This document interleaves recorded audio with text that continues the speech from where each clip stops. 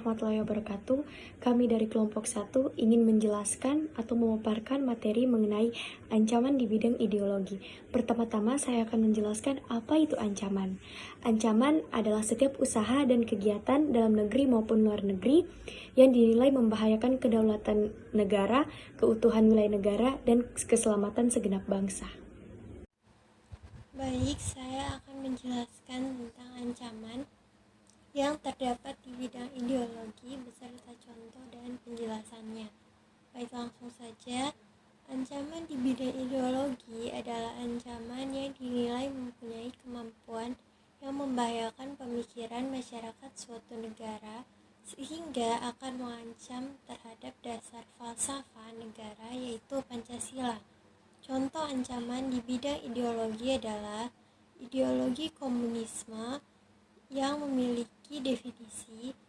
Komunisme adalah ideologi yang berkenan dengan filosofi politik, sosial, dan ekonomi yang tujuan utamanya terciptanya masyarakat komunis dengan aturan sosial dan ekonomi berdasarkan kepemilikan bersama alat produksi dan tidak adanya kelas sosial, uang, dan negara.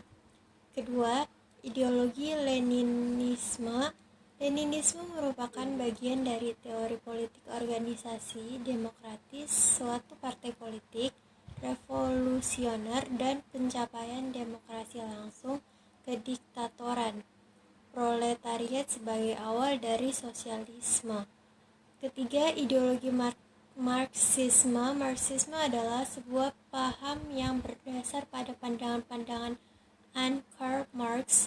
Awalnya Marx menyusun sebuah teori besar yang berkaitan dengan sistem ekonomi, sistem sosial, dan sistem politik. Marxisme mencakup materialisme dialektis dan materialisme historis serta penerapannya pada kehidupan sosial. Dan yang terakhir, ideologi neoliberalisme. Neoliberalisme yang juga dikenal sebagai paham ekonomi neoliberal mengacu pada filosofi ekonomi politik akhir abad ke-20-an. Sebenarnya merupakan redefinisi dan kelanjutan dari liberalisme klasik. Contoh ancaman dalam bidang ideologi. Ada beberapa contoh ancaman di bidang ideologi, baik dari luar maupun ancaman dari dalam negeri. Untuk ancaman dari luar negeri, contohnya itu seperti mengadu domba dari dua negara yang dilakukan oleh pihak asing. Yang kedua yaitu seperti perang dingin yang pernah terjadi antara Amerika Serikat dengan Uni Soviet.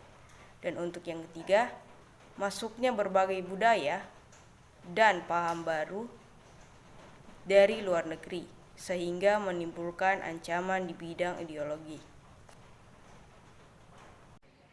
Contoh-contoh ancaman di bidang ideologi dari dalam negeri adalah munculnya berbagai aliran sesat di Indonesia, adanya stereotipe tertentu yang terbentuk di masyarakat dalam menilai masyarakat lain, sikap apatis terhadap pemerintah, sikap mau menang sendiri dalam masyarakat di suatu negara, kurangnya kecintaan terhadap produk dalam negeri, dan munculnya paham-paham radikal dan ekstremis dari dalam negeri. Baik, saya akan menjelaskan mengenai strategi mengatasi ancaman di bidang ideologi. Jadi, dalam mengatasi ancaman di bidang ideologi, dapat dilakukan dengan cara penguatan ideologi Pancasila. Pancasila merupakan falsafah hidup negara Indonesia, sehingga penguatan Pancasila wajib dilakukan.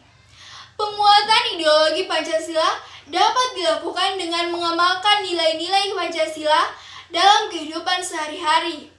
Sebisa mungkin, nilai-nilai yang terkandung dalam Pancasila diamalkan oleh seluruh warga negara Indonesia.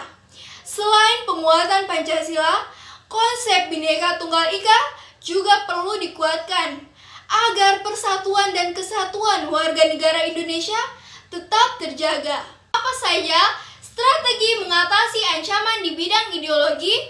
Pertama, pemberantas gerak separatis. Kedua, patriotisme. Ketiga, pembekalan mental spiritual. Keempat, penyuluhan kepada masyarakat tentang ideologi dan nilai Pancasila. Kelima, pentingnya masyarakat dalam menyeleksi konten yang mengacu pada perpecahan. Keenam, pengaruh agama harus lebih ditekankan. Ketujuh, penerapan norma-norma dalam kehidupan